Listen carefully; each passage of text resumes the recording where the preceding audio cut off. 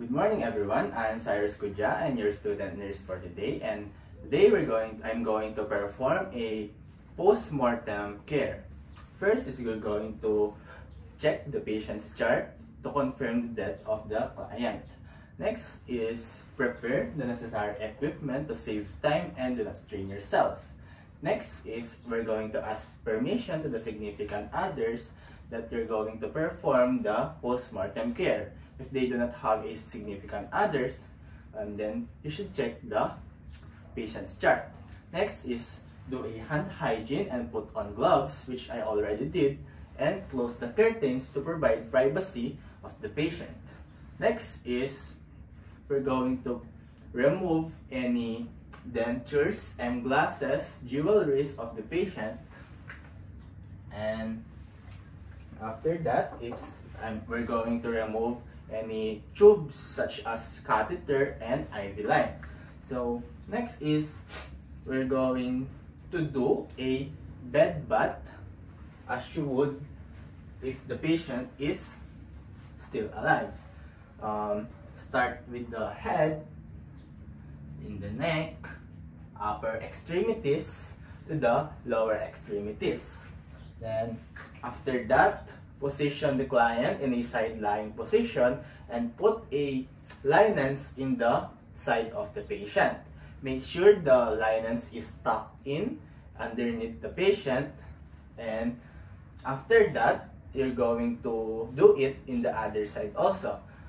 Put the patient in a lying side position and pull the linens under the patient to flatten the linens. Then after that, we're going to remove the top linens of the patient, but before that, we're going to cover the patient to provide the privacy.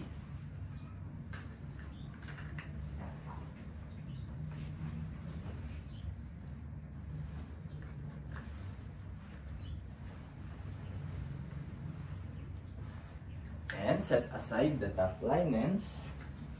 After that is I'm going to put a name tag in the wrist or ankle of the patient.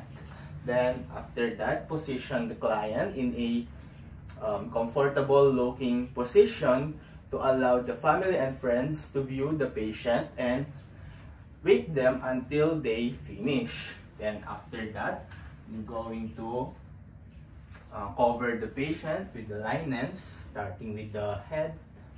Make sure it is comfortable for the patient, and make sure you fasten it.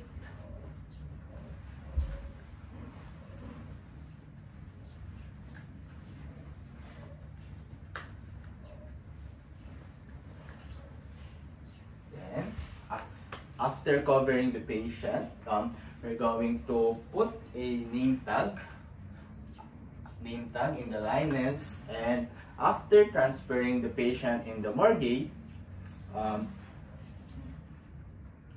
put the patient's belongings in a bag and give it to the significant others. After that, we're going to clean the patient's room and sanitize it after cleaning. Then after that, remove gloves and do a hand hygiene.